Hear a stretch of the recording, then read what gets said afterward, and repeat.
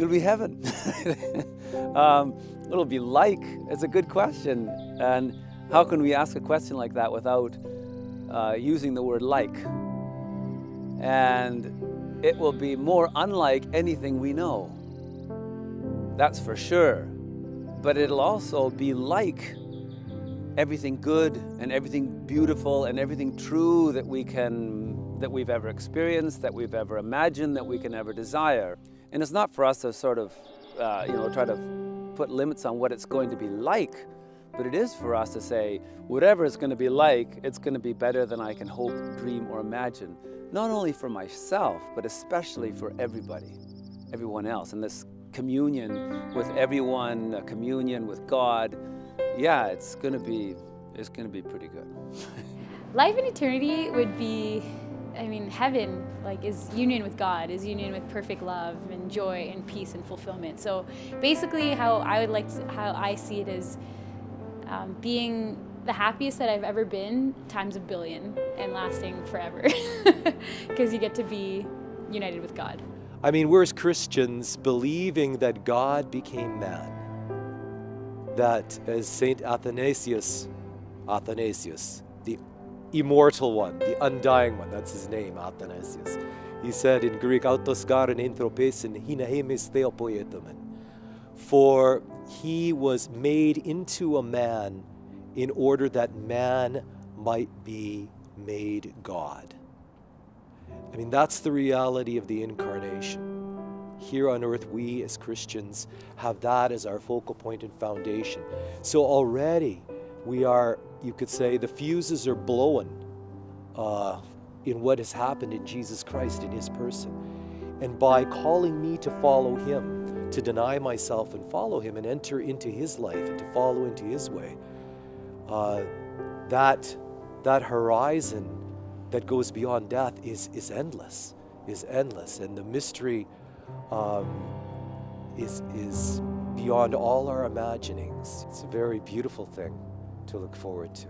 And we taste it already here as Christians. We taste it in Christ's incarnation and the reality of the life of the church, that is the body, that he's united to this incarnation. And in the sacraments and all the mysteries we celebrate in the church, it's all ordering us to that life that will be unto the ages of ages. The phrase that comes to mind is new heavens and a new earth. And so honestly, I think about these mountains behind me, and I think about them being restored in some way, as if they're already not more beautiful, and somehow that they will be restored into a new earth, and then to be able to experience that with God and with the people who will be there, like ultimate relationship, ultimate intimacy, ultimate new heavens, being able to be with Jesus, have meals with him, worship him. I love the thought of heaven. I think it's my heart's deepest desire, and I won't taste that until I get there. I won't be satisfied until I get there. So I look forward to it. I want to get there. I look forward to knowing Jesus in eternity. I look forward to knowing him fully and intimately. So much of our culture today is kind of reduced Jesus and God to abstracts. We see a statue, and really that's our only knowledge of God is the kind of the veneer, the facade. But to know him as he truly is, the fullness of his personality, the joyful Jesus, the fun Jesus, the playful Jesus, to know him intimately and to enjoy that friendship with him for eternity, that's what I look forward to. Wow, St. Paul says, eye has not seen, ear has not heard, nor has it even entered the heart of man what God has prepared for those who love him. Yet, the Catechism has a beautiful passage that I often think about. It says, I contrast it with hell, because in hell you have the presence of the devil, the presence of the demons, the sight of your own sins in your flesh, the isolation from every other creature, And so if you look at the opposite, you have the presence of God, presence of the Mother of God, St. Joseph, all the other saints.